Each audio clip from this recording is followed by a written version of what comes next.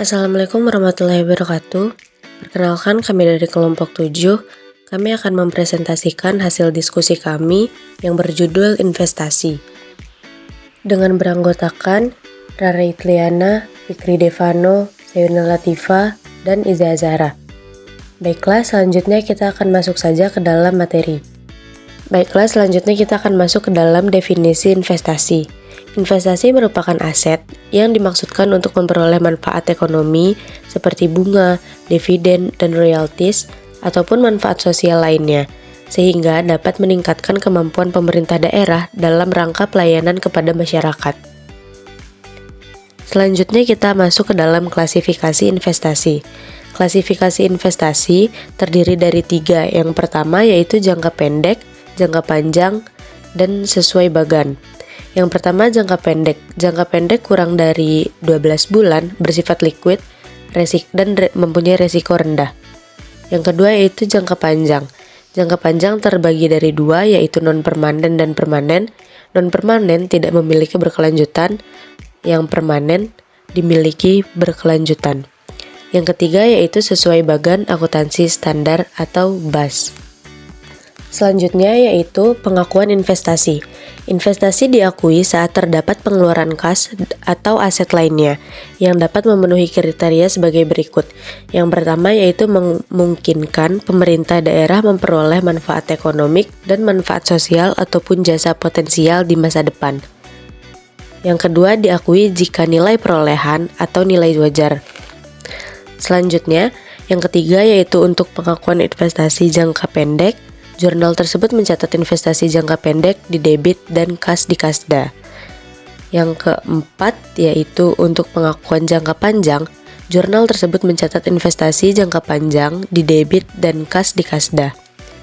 Yang kelima, selain itu, Pemda juga mengakui terjadinya pengeluaran pembiayaan dan menjurnal pengeluaran pembiayaan penyertaan modal investasi pemerintah daerah di debit dan perubahan saldo di kredit.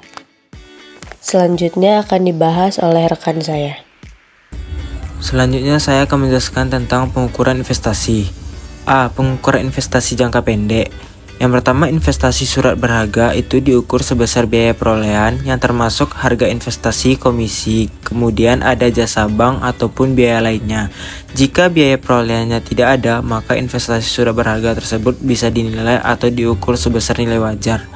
Selanjutnya, investasi non-saham diukur sebesar nilai nominalnya, misalnya deposito berjangka 6 bulan. Selanjutnya, pengukuran investasi. Yang B. Pengukuran investasi jangka panjang. Investasi permanen diukur sebesar biaya perolehan. Nah, biaya perolehan ini meliputi harga transaksi investasinya, ditambah dengan biaya-biaya lain yang timbul dalam rangka perolehan investasi tersebut.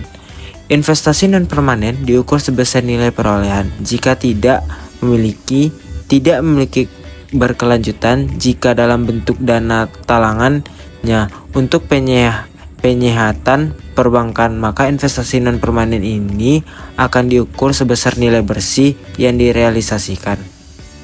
Selanjutnya, pengukuran investasi yang C. Pengukuran investasi yang diperoleh dari nilai aset yang disertakan sebagai investasi Pemda.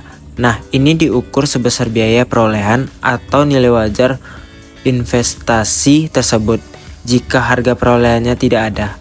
Yang D. Pengukuran investasi yang harga perolehannya dalam valuta asing. Nah, jika ini terjadi, maka pengukuran investasinya harus tetap dinyatakan dalam rupiah dengan menggunakan nilai tukar diakui konversi. Selanjutnya, kita masuk kepada metode penilaian investasi. Yang pertama yaitu metode biaya. Metode biaya, penilaian investasinya dicatat sebesar biaya perolehan. Yang kedua, metode ekuitas. Metode ekuitas itu penilaian investasinya dicatat sebesar biaya perolehan investasi awal ditambah atau dikurangi bagian laba atau rugi. Jadi, biaya perolehan investasi awal ditambah laba atau dikurangi rugi sebesar persentase kepemilikan pemerintah daerah setelah tanggal perolehan. Yang ketiga, metode nilai bersih yang dapat direalisasikan. Nah, ini nilainya dicatat sebesar nilai realisasi yang akan diperoleh di akhir masa investasi. Dan Metode ini biasanya digunakan untuk kepemilikan yang akan dilepas ataupun nantinya dijual dalam jangka waktu yang dekat. Selanjutnya kita masuk ke dalam kriteria dalam memilih metode penilaian investasi. Yang pertama, yaitu jika kepemilikannya itu kurang dari 20%, maka menggunakan metode biaya. Yang kedua, jika kepemilikannya itu 20% ke atas, yaitu menggunakan metode ekuitas. Nah, yang terakhir yaitu kita akan membahas tentang pengungkapan investasi. Yang pertama yaitu tentang kebijakan akuntansinya. Jadi, untuk kebijakan outlet akuntansinya dalam penentuan nilai investasi itu menggunakan metode yang mana. Yang kedua, jenis-jenis investasinya, kemudian perubahan harga pasar baik itu investasi jangka pendek maupun jangka panjang. Yang ketiga, penurunan nilai investasi yang signifikan dan apa penyebabnya dari penurunan tersebut. Yang keempat, investasi yang dinilai dengan nilai wajar dan alasan penerapannya. Yang terakhir, yaitu adanya perubahan posisi investasi. Baik, tadi rekan-rekan saya sudah menjelaskan beberapa materi dari akuntansi investasi. Nah, sekarang kita masuk ke ilustrasi dari akuntansi investasi itu sendiri. Nah, yang pertama kita akan membahas investasi jangka pendek. Dimulai dari perolehan investasi. Ilustrasinya, pada tanggal 1 April 2015, pemerintah Kota Samawarea menempatkan dananya sebesar 100 juta rupiah pada deposito berjangka 6 bulan di Bank Pembangunan Daerah dengan tingkat bunga 24% per tahun. Nah, di sini depositonya itu berjangka 6 bulan. Otomatis masuk ke investasi jangka pendek karena dia kurang dari 1 tahun. Oke, kita masuk ke jurnalnya. Di sini ada jurnal LO. Kita catat pada tanggal 1 April 2015, jurnalnya investasi jangka pendek deposito pada kas di kas daerah, yaitu sebesar 100 juta rupiah. Nah, di perolehan investasi ini ada jurnal LRA nggak sih? Di perolehan investasi ini tuh tidak ada jurnal LRA-nya teman-teman, karena jurnal LRA itu dicatat nanti ketika kita sudah menerima hasilnya. Begitu. Sekarang kita lanjut ke hasil investasi. Ilustrasinya, tiap tanggal 1 mulai dari bulan Mei, pemerintah Kota Samawarea akan menerima bunga deposito dari Bank Pembangunan Daerah. Nah, di sini baru kita akan menerima bunga deposito.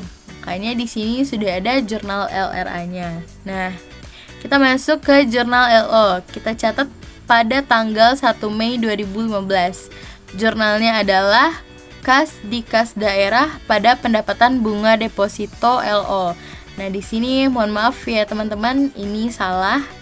Angkanya seharusnya ini 12 juta karena pendapatan bunganya itu kita cari dengan cara 100 juta rupiah yang tadi kita kalikan dengan 24% dan kita kalikan dengan 6/12, maka didapatkan hasil 12 juta rupiah. Jadi kas di kas daerah pada pendapatan bunga deposito LO sebesar 12 juta rupiah. Nah, sekarang kita masuk ke jurnal LRA-nya, yaitu kita juga catat di tanggal 1 Mei 2015. Jurnalnya adalah perubahan sal pada pendapatan bunga deposito LRA, yaitu sebesar 12 juta rupiah. Nah, di sini ada asumsi pelaksanaan anggaran mengikuti kode rekening anggaran Permendagri nomor 13 tahun 2006, yaitu jurnal LRA-nya perubahan sal pada pendapatan bunga deposito rekening deposito pada bank LRA sebesar 12 juta rupiah. Oke, lanjut, kita masuk ke pelepasan investasi. Ilustrasinya, pada tanggal 1 Oktober 2015, pemerintah Kota Samawarea mencairkan seluruh depositonya pada Bank Pembangunan Daerah. Nah, di sini kita memakai asumsi pelaksanaan anggaran mengikuti kode rekening BAS. Jurnal LO-nya yaitu kita catat pada tanggal 1 Oktober 2015. Jurnalnya kas di kas daerah pada investasi jangka pendek deposito, yaitu sebesar 100 juta rupiah. Nah, di sini juga ada jurnal lagi. Kita catat juga di tanggal 1 Oktober 2015, yaitu di sini untuk pendapatan bunganya, yaitu kas di kas daerah pada pendapatan bunga deposito LO, yaitu sebesar 12 juta rupiah. Begitu. Selanjutnya kita masuk ke jurnal LRA-nya. Kita catat di tanggal 1 Oktober 2015.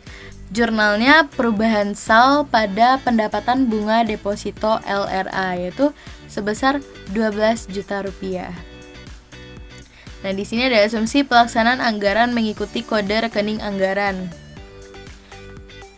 Kita pakai jurnal LRA-nya itu perubahan sal pada pendapatan bunga deposito, rekening deposito pada bank LRA sebesar 12 juta. Selanjutnya kita masuk ke investasi jangka panjang metode biaya. Nah, di sini dimulai dari perolehan investasi. Ilustrasinya dengan mengacu pada Perda Investasi pada tanggal 2 Februari 2015. Pemerintah Kota Samawarea melakukan penyertaan modal kepada PT Masuk Angin sebesar 300 juta rupiah dengan dokumen pencairan berupa SP2DLS. Atas penyertaan modal yang dilakukan ini, pemerintah Kota Samawarea memiliki kepemilikan sebesar 10% pada PT Masuk Angin. Nah, di sini kita pakai asumsi pelaksanaan anggaran mengikuti kode rekening BAS. Jurnal LO-nya yaitu kita catat di tanggal 2 Februari 2015. Jurnalnya investasi jangka panjang permanen, penyertaan modal kepada badan usaha milik swasta. Ini tuh badan usaha milik swasta karena PT Masuk Angin ini adalah badan usaha milik swasta, teman-teman. Nah, terus pada kas di kas daerah yaitu sebesar 300 juta rupiah. Nah, selanjutnya kita akan catat jurnal LRA-nya. Itu kita catat di tanggal 2 Februari 2015. Jurnalnya pengeluaran pembiayaan penyertaan modal pada perusahaan swasta pada perubahan sal, yaitu juga sebesar 300 juta rupiah. Di sini juga ada asumsi pelaksanaan anggaran mengikuti kode rekening anggaran, yaitu jurnal LRA-nya pengeluaran pembiayaan daerah, penyertaan modal investasi pemerintah daerah pada badan usaha milik swasta pada perubahan sal, yaitu 300 juta rupiah. Selanjutnya kita masuk ke hasil investasi. Nah, ilustrasinya pada tanggal 5 Juni 2015, PT Masuk Angin mengumumkan perolehan laba tahun 2015 sebesar 100 juta rupiah. Nah, selain itu, diumumkan juga bahwa 20% dari laba tersebut akan dibagikan sebagai dividen tunai. Pembagian dividen dilakukan pada tanggal 9 Juni 2015. Bagaimana pencatatannya? Nah, kita akan melakukan pencatatan untuk jurnal LO, yaitu untuk pengumuman laba. Di sini kita mencatat di tanggal 5 Juni 2015, yaitu piutang bagian laba atas penyertaan modal pada perusahaan milik swasta pada pendapatan bagian laba atas penyertaan modal pada perusahaan milik swasta LO. Nah, di sini sebanyak 2 juta ya, teman-teman. Cara mencarinya itu 100 juta dikali 20% dikali dengan 10%. Nah, selanjutnya kita masuk ke jurnal LRA-nya. Nah, di sini kita catat di tanggal 9 April 2015. Jurnalnya perubahan sal pada pendapatan bagian laba atas penyertaan modal pada perusahaan milik swasta LRA itu sebesar 2 juta rupiah. Nah, selanjutnya kita masuk ke pelepasan investasi. Ilustrasinya pada tanggal 5 Oktober 2021, pemerintah Kota Samawarea memutuskan untuk menjual seluruh kepemilikannya saham di PT Masuk Angin yang senilai 370 juta rupiah. Nah, Nah, di sini kita akan mencatat jurnal LO-nya yaitu tanggal 5 Oktober 2021. Jurnalnya adalah kas di kas daerah pada investasi jangka panjang permanen penyertaan modal kepada badan usaha milik swasta pada surplus pelepasan investasi jangka panjang. Nah, di sini kan kas di kas daerahnya 370 juta. Sedangkan investasi jangka panjang permanennya tadi sebesar 300 juta. Dan otomatis kita mendapatkan surplus pelepasan investasi jangka panjang yaitu sebesar 70 juta rupiah. Selanjutnya kita mencatat jurnal LRA yaitu di tanggal 5 Oktober 2021.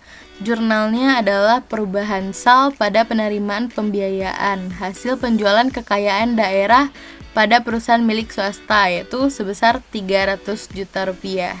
Baik, selanjutnya kita akan masuk ke investasi jangka panjang metode ekuitas. Nah, dimulai dari perolehan investasi. Ilustrasinya yaitu pada tanggal 28 Februari 2015, pemerintah Kota Samawarea menerbitkan peraturan daerah tentang penanaman modal atas penyertaan modal yang dilakukan pada BUMD Samawarea senilai 500 juta rupiah. Nah, SP2DLS diterbitkan oleh PPKD BUD untuk penanaman modal ini pada tanggal 17 Maret 2015. Atas penyertaan modal yang dilakukan ini, pemerintah Kota Samawarea memiliki porsi kepemilikan sebesar 100% pada BUMD Samawarea. Nah, di sini kita mencatat jurnal LO-nya yaitu di tanggal 17 Maret 2015, yaitu investasi jangka panjang permanen penyertaan modal pada BUMD pada kas di kas daerah yaitu sebesar 500 juta rupiah. Nah, kenapa di sini kita mencatat di tanggal 17 Maret, kenapa tidak di tanggal 28 Maret gitu? Karena di tanggal 28 Maret ini mereka baru menerbitkan. Nah, pada tanggal 17 baru mereka melakukan penanaman modal. Selanjutnya, kita akan masuk ke jurnal LRA-nya.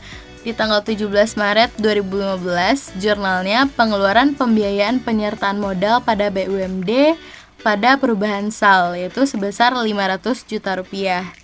Selanjutnya kita masuk ke hasil investasi. Ilustrasinya, pada tanggal 28 April 2015, BUMD Samawarea mengumumkan perolehan laba tahun 2015 sebesar 200 juta rupiah. Selain itu, diumumkan juga bahwa 20% dari laba tersebut akan dibagikan sebagai dividen tunai. Nah, pembagian dividen dilakukan pada tanggal 7 Mei 2015.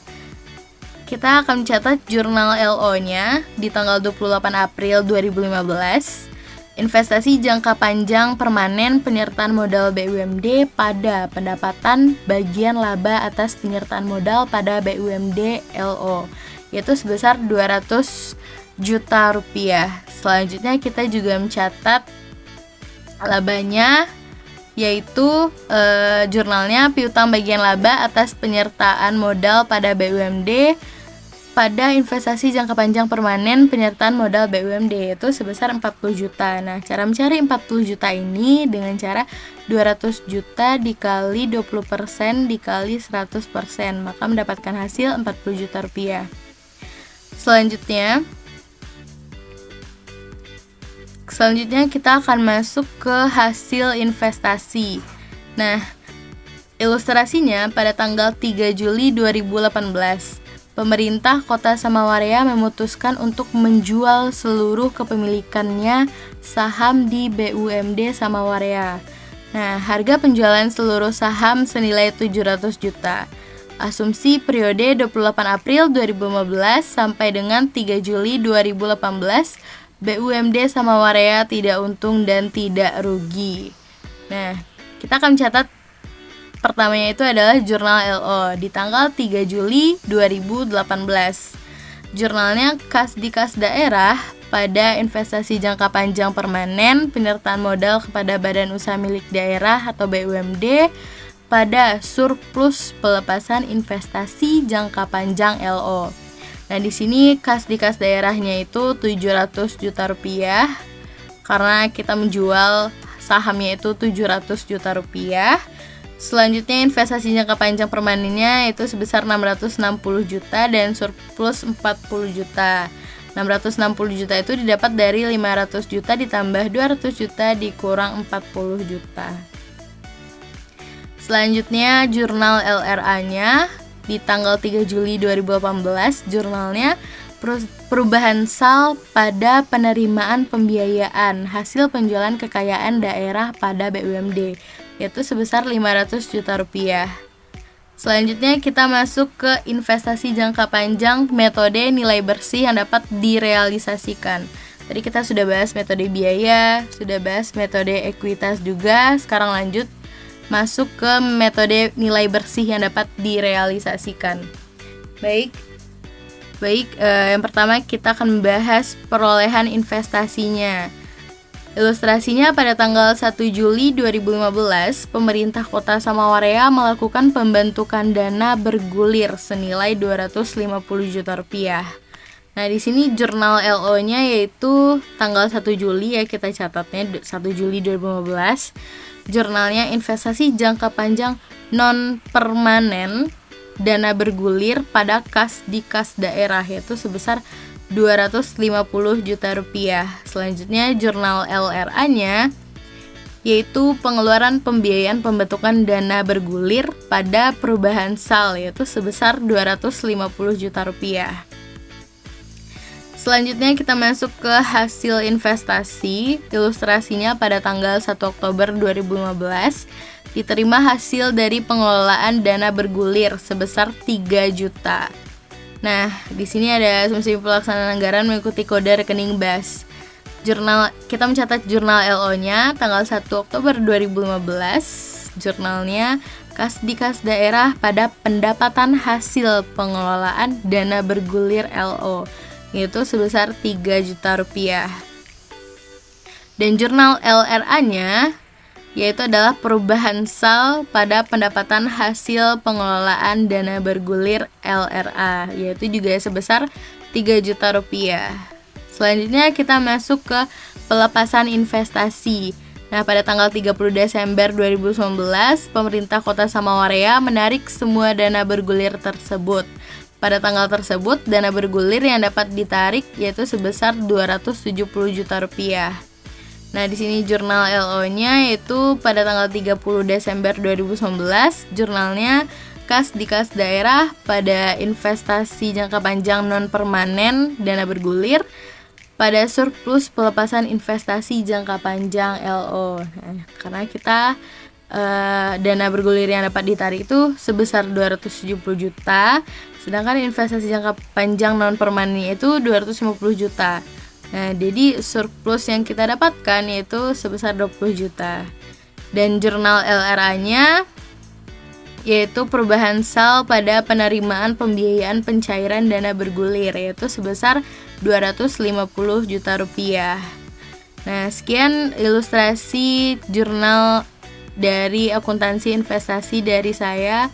Terima kasih, mohon maaf apabila ada kesalahan dalam penyebutan atau tipe-tipe ngomong. Terima kasih guys.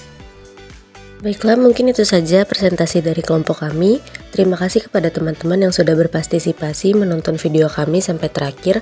Maaf apabila ada kesalahan ucapan, tulisan, serta hal yang kami jelaskan. Terima kasih. Wassalamualaikum warahmatullahi wabarakatuh.